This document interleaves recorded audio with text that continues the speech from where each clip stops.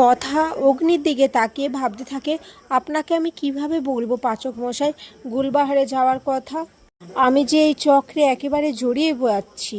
এদিকে অগ্নি কথার দিকে একদৃষ্টিতে চেয়ে থাকলে ছোটকা বলে, এতই যখন ভালোবাসিস তাহলে মেয়েটাকে এত কষ্ট দিচ্ছিস কেন? কেন ওর সাথে খারাপ ব্যবহার করছিস? কেন কাছে টেনে নিচ্ছিস না কথাকে?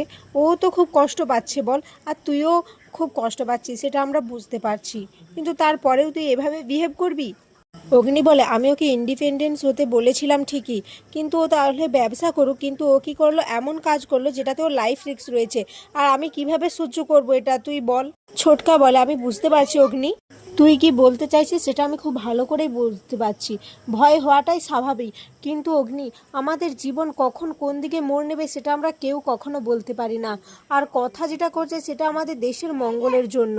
অগ্নি বলে, আমি সব বুঝতে পারছি ছোটকা, কিন্তু আমি যে ওকে আর হারাতে পারবো না, এতে যে ওর লাইফ রিস্ক রয়েছে ও সেটা বুঝতে পারছে না, আমার কষ্টটা ও একদম বুঝতে চাইছে না।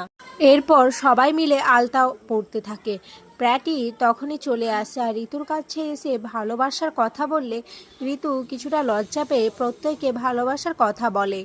এদিকে জুনি ঋতুর মায়ের সাথে কথা বললে ঋতুর মা জুনির কাছে সমস্ত বিয়ের ফটো চায়।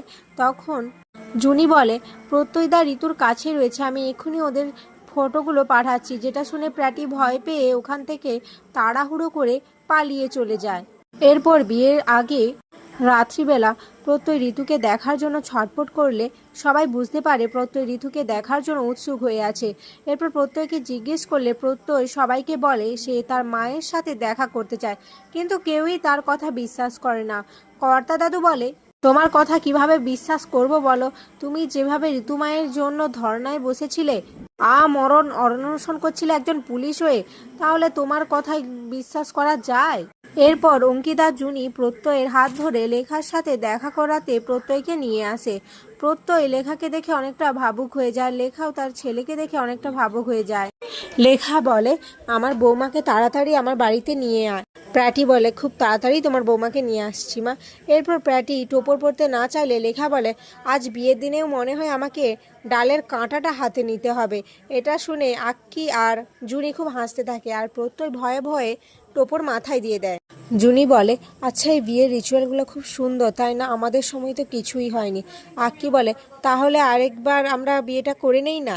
এই বলে আক্কি আর জুনি নিজেদের মধ্যে হাসাহাসি করতে থাকে। এরপর ঋতু আর প্রত্যয়কে বিয়ের মণ্ডপে আনা হয়। ঋতুকে অনেক উঁচুতে তুলে দিলে প্রত্যয় কিছুতেই ঋতুর গলায় মালা দিতে পারছিল না।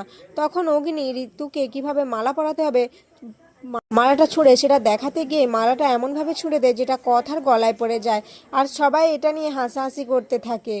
এরপর প্রত্যয় আর ঋতুর সমস্ত নিয়ম বিয়ের হয়ে গেলে সিঁদুরদানের পর্ব আসে। পুরোহিত মশাই বলে, সিঁদুরটা দিতে। অগ্নি সিঁদুরটা দিতে যেয়ে কথার সাথে ধাক্কা লেগে কথার মাথায় পড়ে যায়, আর যেটা দেখে আবারও সবাই হেসে ওঠে। আর কথা আর অগ্নি একে অপরের দিকে তাকিয়ে থাকে। এদিকে প্রত্যয় ও ঋতুর মাথায় সিঁদুর দিয়ে দেয় আর বিয়ে সম্পন্ন করে। আর এখানেই আজকের পর্ব শেষ হয়ে যায়।